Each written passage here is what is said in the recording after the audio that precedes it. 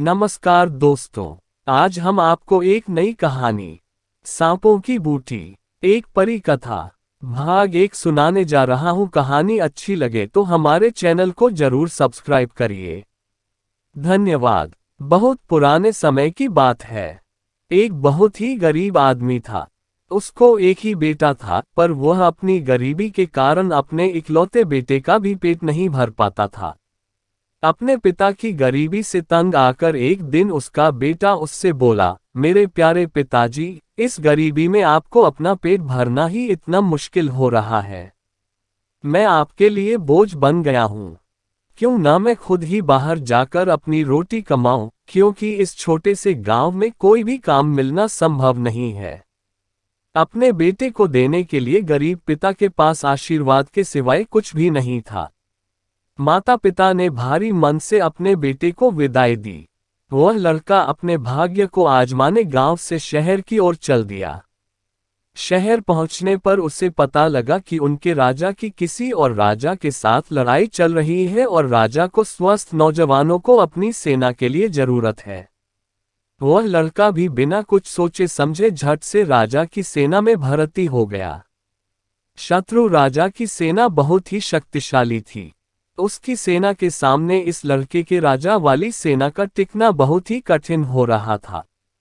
इनका सेनापति सबको साहस बंधा रहा था, पर बहुत सारे सिपाही अपनी जान बचाकर भागने लगे थे। इस बहादुर लड़के ने जिंदगी को बहुत ही करीब से देखा था। गरीबी की जिंदगी जीने से तो लड़ते लड़ते मरना ज्यादा अच्छा है, ये सोचकर उसने पीठ दिखाकर भागने वाले सभी सिपाहियों को शत्रु का बहादुरी से सामना करने के लिए उकसाया। तो भाग रहे सिपाही भी वापस आ गए और अपनी मातृभूमि की रक्षा के लिए जी-जान से लड़ने लगे। अंत में शत्रु की सेना को मैदान छोड़कर भागना पड़ा। बूढ़े सेनापति ने राजा से इस लड़के की बहादुरी की बहुत प्रशंसा की। उसे बहुत सारा धन इनाम में दिया गया और साथ ही अपने राज्य में ऊंचे पद पर रख लिया गया। अब वह लड़का राजदरबार और राजमहल का एक हिस्सा बन गया। राजा को एक बेटी थी जो बहुत ही सुंदर थी, पर अभी तक उसे उसकी पसंद का कोई भी युवक नहीं मिला था, क्योंकि उसने कसम खाई थी कि वह उसी युवक से शादी करेगी जो उसे इतना अधिक प्यार करेगा कि उसके मरने पर उसी की कब्र में साथ साथ दफन हो जाएगा। और अगर उसका पति पहले मरता है तो वह भी उसी के साथ उसकी कब्र में दफन हो जाएगी, क्योंकि पति की मृत्यु के बाद उसके जीवन का कोई महत्व ही नहीं रह जाएगा। राजकुमारी की यह बेहूदी सी कसम किसी भी युवक को पसंद नहीं थी। इसी वजह से उस राज्य का कोई भी युवक उस राजकुमारी से विवाह करने का इच्छुक नहीं था, पर इस गरीब लड़के को राजकुमारी से पहली नजर में प्यार हो गया था। वह किसी भी हालत में उससे शादी करने के लिए तैयार था। राजा ने उसे बहुत समझाया कि यह सब उसके बस की बात नहीं है। जीते जी किसी और के साथ उसकी कब्र में बंद रहना इतना आसान नहीं है। शादी के लिए हाँ करने से पहले उसे अच्छी तरह सोच विचार कर लेना चाहिए।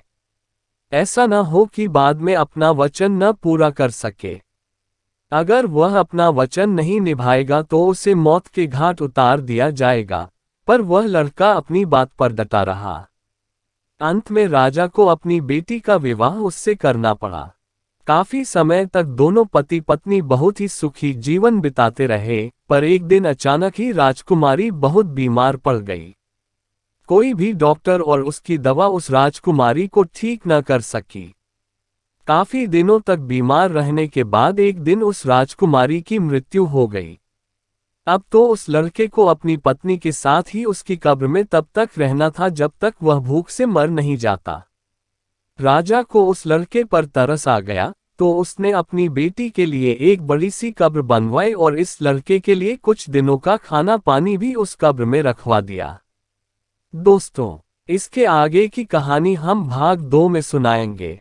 दोस्तों, ऐसी ही मजेदार कहानी सुनने के लिए हमारे चैनल को सब्सक्राइब करिए। धन्यवाद।